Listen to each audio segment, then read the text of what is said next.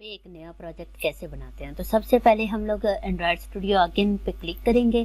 जैसे ही हम क्लिक करेंगे एक नया प्रोजेक्ट बनाना है। तो नया प्रोजेक्ट किस तरह बनाना है, फाइल पे जाएंगे, फाइल के बाद न्यू में जाएंगे, न्यू से न्यू प्रोजेक्ट पे क्लिक करेंगे। जैसे ही न्यू प्रोजेक्ट पे क्लिक किया तो एक स्क्रीन ओपन हो गई है। तो इस स्क्रीन में ये डिफरेंट आ रही है एक्टिविटीज़। हम इसके अंदर एक एक्टिविटी सिलेक्ट करनी है। अब हमने कौन सी एक्टिविटी सिलेक्ट करनी है, इसमें से हम लोगों ने एम्प्टी एक्टिविटी सिलेक्ट करनी है। तो देखते हैं एम्प्टी एक्टिविटी कहाँ पे है। ये एम्प्टी एक्टिविटी हम इसलिए सिलेक्ट कर रहे हैं क्योंकि हमने एक नया प्रोजेक्ट खुद से सारा डिज़ाइन करना है, तो इसलिए एम्प्टी एक्टिविटी कर रहे हैं। तो बेसिक एक्टिविटी में करेंगे तो इसमें ये डिज़ाइन कुछ खुद से पहले से बना हुआ आएगा। जैसे ये हमारे पास एक मेन्यू है और ये प्लस का सिंबल के यहाँ से कुछ भी ऐड कर सकते हैं। तो बेसिक में ये चीज़ें पहले से बनी हुई आएंगी। और बॉटम नेविगेशन एक्टिविटी करते हैं तो इसमें नेविगेशन बार पहले से बनी हुई आती है। तो अगर फुल स्क्रीन एक्टिविटी करते हैं तो पूरी एक स्क्रीन पे एक एक्टिविटी होगी यहाँ पे, जिसे हम जूम कर सकते हैं। ये गूगल एड मोब, जो गूगल पे ऐड वगैरह लगाते हैं तो उसका कोड ऑलरेडी लिखा होगा, मतलब इनके अंदर बिल्ट इन कोड पहले से लिखा होगा। लेकिन हम लोग कौन सी सिलेक्ट करेंगे, क्योंकि बिल्कुल बिगिनर है तो हम एम्प्टी एक्टिविटी सिलेक्ट करेंगे। एम्प्टी एक्टिविटी सिलेक्ट करने के बाद नेक्स्ट पे क्लिक करेंगे।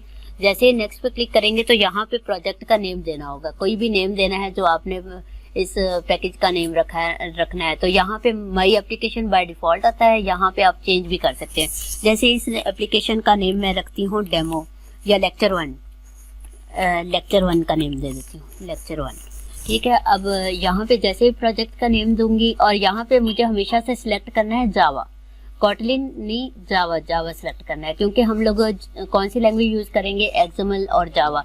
तो यहाँ से फिर जावा सिलेक्ट करना होगा। उसके बाद फिनिश कर दे। जैसे ही फिनिश करेंगे तो ये एक प्रोजेक्ट क्रिएट होने लग जाएगा।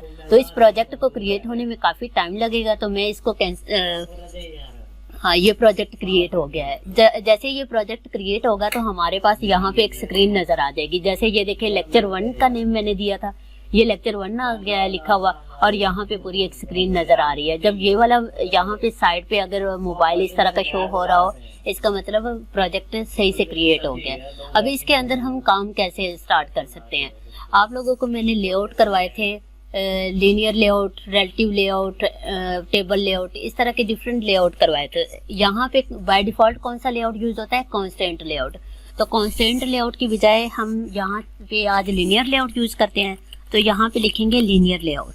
जैसे मैंने लीनियर लिखा, नीचे खुद ब खुद लिखा हुआ आ रहा है लीनियर लेआउट, तो इसे मैं सिलेक्ट कर लूँगी। सिलेक्ट कर लेंगे। उसके बाद ये टेक्स्ट व्यू जो पहले से लिखा हुआ है कॉन्स्टेंट लेआउट का, इसको हटा देंगे। तो इसे सिलेक्ट करके डिलीट का बटन दबा दो, तो ये डिलीट हो गया। अब देखिए यहाँ पे जो पहले हमें टेक्स्ट व्यू नज़र आ रहा था बना हुआ, वो भी गायब हो गया है क्योंकि मैंने इसकी कोडिंग ख़त्म कर दी है। तो मैं यहाँ पे बटन बनाती हूँ एक, सबसे पहले यहाँ पे बटन एक बनाती हूँ। जैसे मैंने बी लिखा, ये नीचे खुद ब खुद बटन लिखा हुआ आ रहा है, इसे मैं सिलेक्ट करूँगी। ये देखिए ये विड्थ और हाइट, ये हमें लिखनी नहीं पड़ी बल्कि खुद ब खुद लिखी हुई आगे। तो मैं विड्थ इसकी मैच पेरेंट कर लेती हूँ और हाइट मैच पेरेंट नहीं बल्कि वो रैप कंटेंट कर लेती हूँ। अगर मैच पेरेंट करूँगी तो वो सारे का सारा पूरा बटन, इस पूरी एक स्क्रीन पे सिर्फ एक ही बटन नज़र आएगा, तो इस वजह से मैं रैप कंटेंट कर लेती हूँ। अब इसके अंदर मैं एक टेक्स्ट दे देती हूँ। टेक्स्ट किस तरह देंगे, अगर मैं यहाँ पे जस्ट टेक्स्ट लिखती हूँ, कोडिंग खुद ब खुद लिखी हुई आ जाती है एंड्रॉइड कॉलन टेक्स्ट, तो इसे मैं सिलेक्ट कर लूँगी। टेक्स्ट कोई भी दे दो। जैसे मैं इसको टेक्स्ट दे देती हूँ लॉगिन बटन का। अब जैसे ही मैंने यहाँ पे टेक्स्ट लिखा, ये देखिए ये खुद ब खुद यहाँ पे लिखा हुआ आ गया है लॉगिन बटन। अब इसका मैं एंडिंग टैग दे देती हूँ, ये एंडिंग टैग। अब बटन की आईडी भी देते हैं। बटन की आईडी में यहाँ पे दे देती हूँ आईडी, ये एंड्रॉइड कॉलन आईडी, इसे सिलेक्ट कर लूँगी @+ID। उसके बाद इसे कोई भी आईडी दे दे, इसे मैं V1 का नेम दे देती हूँ, V1। अब एक और मैं बटन बना लेती हूँ, इसी को मैं कॉपी कर लेती हूँ। कॉपी करने के बाद यहाँ पे एक और बटन बना लेती हूँ, ये आ गया दूसरा बटन। और देखिए यहाँ पे एरर आ गया है। एरर क्यों आया है, क्योंकि आईडी कभी भी सेम नहीं हो सकती। ये भी V1 रख दी, ये भी V1 रख दी, इस वजह से एरर आ रहा है। तो मुझे या तो इसको चेंज करना होगा या फिर इसको। मैं इसको कर देती हूँ, इसे नाम दे देती हूँ B2 का, ये B2 हो गया। तो अब यहाँ पे हमारे पास 2 बटन बन गए हैं। अच्छा, ये एरर क्यों आ रहा है, यहाँ पे हमने कोई मेंशन नहीं किया कि इसका हम ओरिएंटेशन कौन सी देनी है। तो यहाँ पे ओरिएंटेशन में दे देती हूँ, ओरिएंटेशन में वर्टिकल दे देती हूँ, तो ये वर्टिकल आ गई। वर्टिकल दी तो ये देखिए ये 2 बटन नज़र आने लगे। जब मैंने कोई यहाँ पे ओरिएंटेशन नहीं दी थी तो मुझे सिर्फ एक ही बटन नज़र आ रहा था, क्योंकि ओरिएंटेशन नहीं दी थी, और बाय डिफ़ॉल्ट ये ओरिएंटेशन हॉरिजॉन्टल लेता है। तो अब इस बटन का नेम मैं चेंज कर देती हूँ, इसे बटन 1 का नेम दे देती हूँ इसको,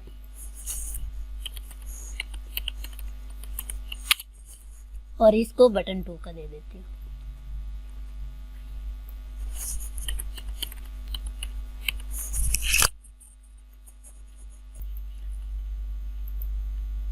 अच्छा, अब हम बटन नंबर 3 बनाते हैं। तो इसी को कॉपी करो, अगेन कॉपी करके यहाँ पे पेस्ट कर देते हैं।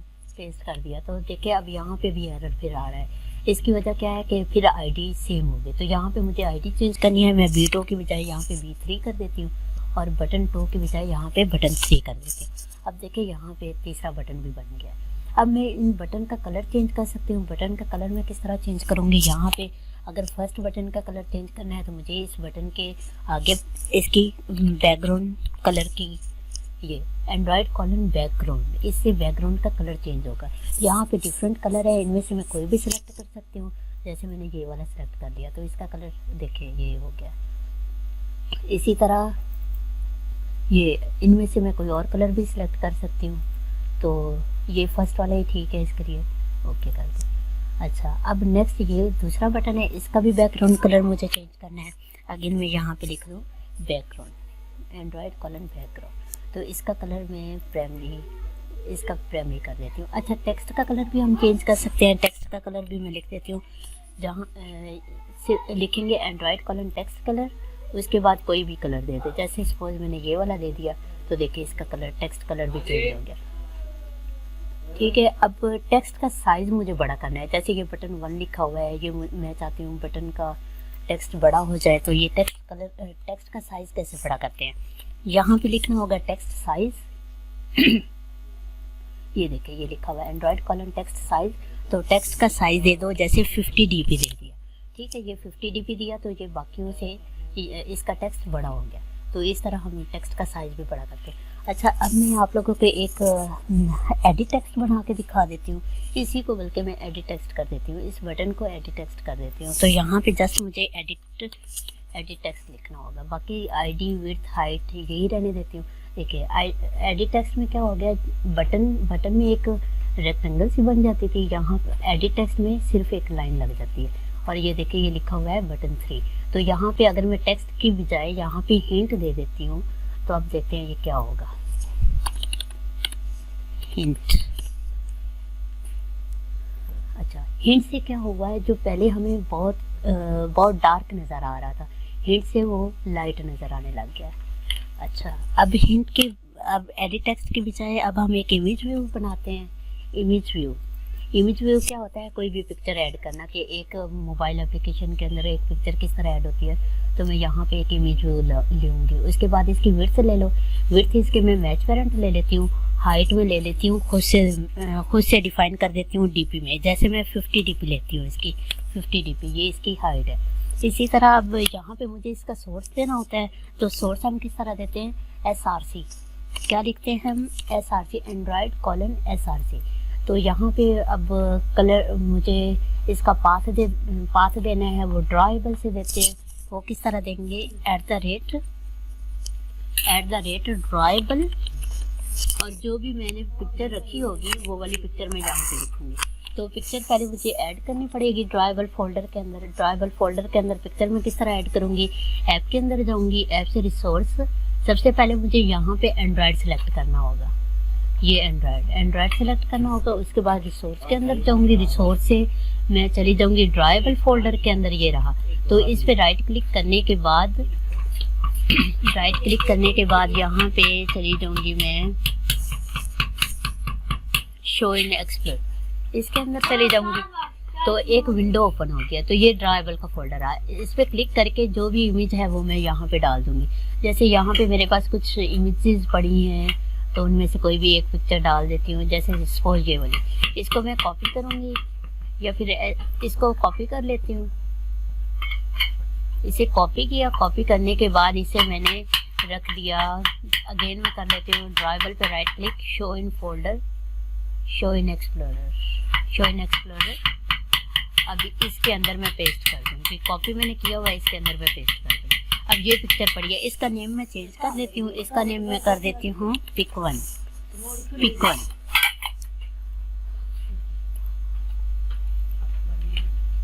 अभी इसके अंदर इसका मैं लिंक दे सकती हूँ, ड्राइबल @ड्राइबल। ये देखिए, ये पिक वन आ गया, तो इस पे मैं पिक वन लगा दूँगी, ठीक है। उसके बाद एंडिंग टैग। अब देखिए ये इमेज आ गया है। ये इतनी छोटी इमेज क्यों आई है? क्योंकि मैंने हाइट इसकी बहुत कम दी है। अगर हाइट में यहाँ पे रैप कंटेंट दे देती हूँ कि जितना पिक्चर का साइज है ओरिजिनल वाला, वही वाला यहाँ पे शो, तो ये देखिए ये पिक्चर बड़ी आ गई। तो इस तरह हम देते हैं इमेज व्यू। अब देखिए अगर मैं यहाँ पे ओरिएंटेशन इसकी वर्टिकल की बजाय हॉरिजॉन्टल कर देती हूँ तो देखते हैं क्या चेंज आता है। ये हॉरिजॉन्टल मैंने कर दी तो देखो बाकी सारा गायब हो गया, हमारे पास सिर्फ एक बटन रह गया है। ये क्यों हुआ? ये इस वजह से कि जितने भी व्यू हैं वो हमें सारे के सारे हॉरिजॉन्टल शो होंगे, मतलब इस लाइन में हमें सारे के सारे इधर ही शो होंगे। तो हमारे पास यहाँ पे विड्थ और हाइट दोनों दोनों विड्थ जो है वो मैच पेरेंट है, मतलब एक बटन ने ही पूरी जगह ले ली है, इस वजह से सिर्फ एक ही बटन शो हुआ है। अगर मैं यहाँ पे मैच पेरेंट की बजाय रैप कंटेंट कर देती हूँ तो फिर पॉसिबल है कि दूसरा नजर आए। ये रैप कंटेंट, इसकी विड्थ रैप कंटेंट हो गया तो दूसरा बटन भी शो हो गया। अब यहाँ पे मैं 50 dp की बजाय यहाँ पे कर देती हूँ 10 dp, तो मतलब ये 10 dp, इसका टेक्स्ट का साइज भी छोटा हो गया है,